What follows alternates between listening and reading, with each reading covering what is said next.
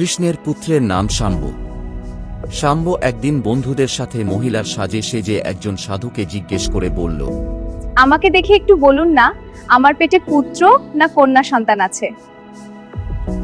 এত বড় অপমান শুনে রাখ বালক, তোর পেট থেকে একটা লোহার টুকরো বেরিয়ে আসবে, সেই টুকরো তোদের বংশ ধ্বংস করবে।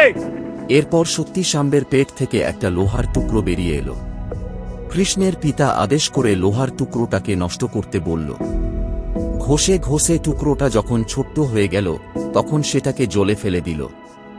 জলে একটা মাছ সেটাকে খেয়ে নিল। জেলেরা যখন ওই মাছটাকে ধরে এনে কাটল, মাছটার পেট থেকে ওই টুকরোটা বেরিয়ে এলো। ওই টুকরোটাকে একজন ব্যাগ নিয়ে তীর তৈরি করে জঙ্গলে শিকার করতে এলো। পাতার আড়ালে একটা হরিণের কান দেখে তীর ছুঁড়ে দিল ব্যাগ।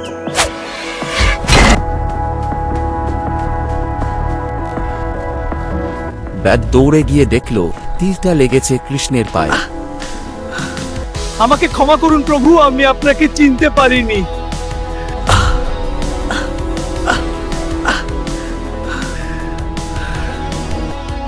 না বেয়দ, এতে তোমার কোনো দোষ নেই। আমার মৃত্যু তোমার হাতেই লিখেছিলেন বিধাতা। এরপর কৃষ্ণ স্বর্গলোকে চলে গেলেন। ধীরে ধীরে দ্বারকাবাসী সহ গোটা দ্বারকা নগর জলের নিচে তলিয়ে গেল।